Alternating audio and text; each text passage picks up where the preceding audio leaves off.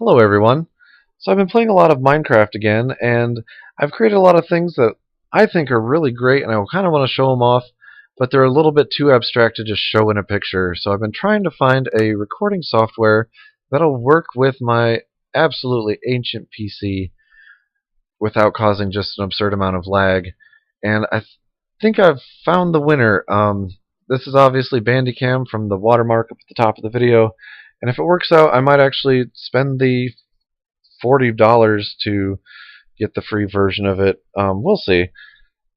But I figured as long as I'm testing it, I'd wanted to show you something kind of neat.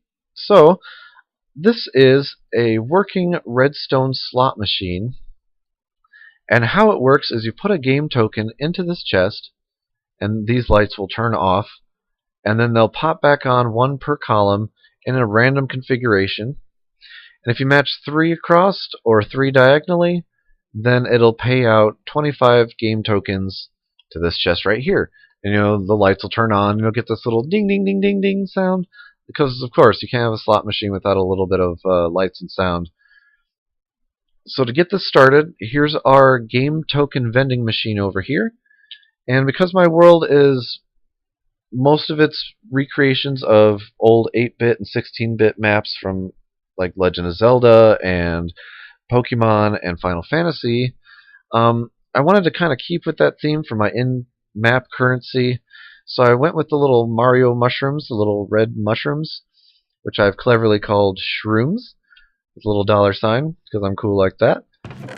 So you put one shroom into this chest, you'll get kind of a loading light here, and when they both pop on, then it starts feeding in. You'll get 15 game tokens per one shroom. This will only dispense tokens if a shroom is inserted. If you put in, let's say like dirt or something, granite, there you go. Just a random item. If it's not a shroom, quote unquote, nothing will happen. The lights don't turn on. It won't dispense anything. It's locked like that. Same with this system. It'll only work if a game token is inserted. And I actually like to break them up so it's a little bit easier to play. So you just pop one token in here, the lights will turn off and pop back on. And you can see that time we weren't a winner, and honestly, we could play this a while before we are. I've kind of taken advantage of some of the randomness that's built into some of the redstone components, like the droppers, to make it 100% RNG based. It's pretty brutal, abysmal odds. But those odds are adjustable, and I will show you how in just a little bit. That's not a winner either. I'm going to give it a couple more tries because I really want to hear that little ding ding ding and the lights and sound and all that jazz. Yay! There we go. So ding ding ding, and out pops 25 game tokens that you can use to keep playing. The idea was, since I'm rebuilding Kanto, the Kanto region of Pokemon Red and Blue, and of course there's the game corner, the slot machine, so I'm actually going to be inserting this somehow into that building on the map. But under the hood, it's a little bit more complicated than that. And I can probably make this a lot more compact than it is. This was more of a proof of concept. But this is the heart and soul of our machine. You've got one for each reel. It's a hopper sorter system, and I've actually rebuilt it down here so it's easier to see. Basically, when a game token is inserted, it pulses this dropper here, which is filled with one row, full stacks of each color, and that gives equal odds to each color, and then it becomes completely random, because once you pulse that dropper, it randomly picks one of these items. If you wanted better odds for, say, if you wanted green to show up more, you'd put more green in this dropper, or red, or you get the gist. But this is how you would adjust your odds for each reel, just like a real slot machine. So it pulses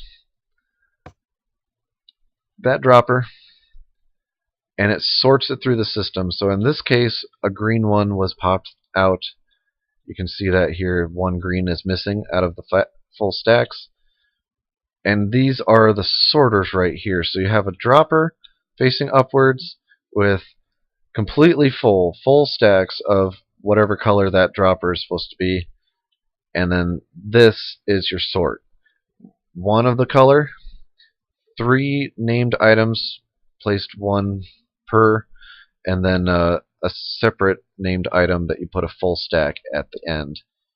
And what that does is it gives just enough redstone to power 3 lines of redstone dust, but not the 4th one. As soon as it passes through the system and this hopper sucks it in, you'll have 2 there. You'll have enough power to actually hit that repeater and send the signal off to those lights. To reset, I've got some locked repeaters here, and activating whatever circuit that color was will actually unlock it, this repeater here. So when you insert another coin into the chest, or a game token into the chest, it will pop this, and it'll only pop the unlocked dropper, and it'll put it right back into the system. So the whole thing is self-sustaining, self-circulating. As long as nothing else gets into these hoppers, which is kind of why I tried to cover them, not realizing that they will pass through slabs. Yeah, your system will stay perfect forever. At least this part of it will. You'll still need chests to refill, like your game tokens up here for your vending machine.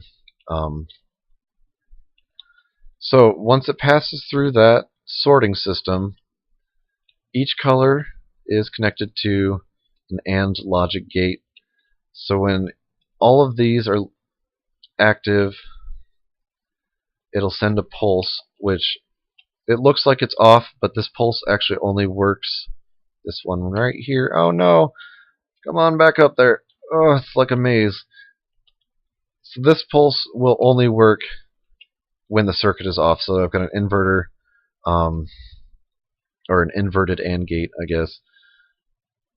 And then not only will it light these torch ladders, which control all the lights on the back, but it'll also hit your payout system.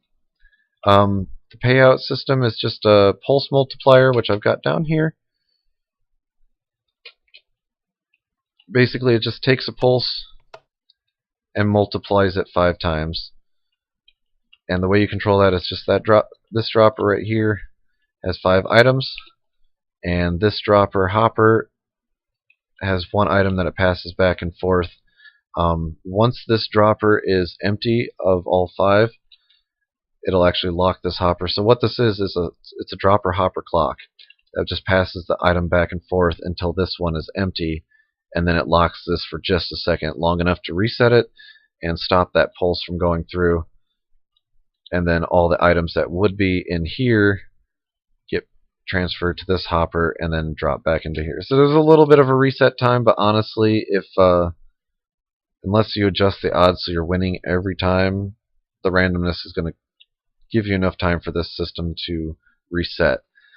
And I actually built this with big payouts in mind, so I've got a lot of hoppers and droppers that don't actually do anything right now. It's just this row right here, this row of 5 pulses times 5 droppers. You get 25 items into this chest here, and then as soon as an item drops in here, there's comparators out the back that light up these lights.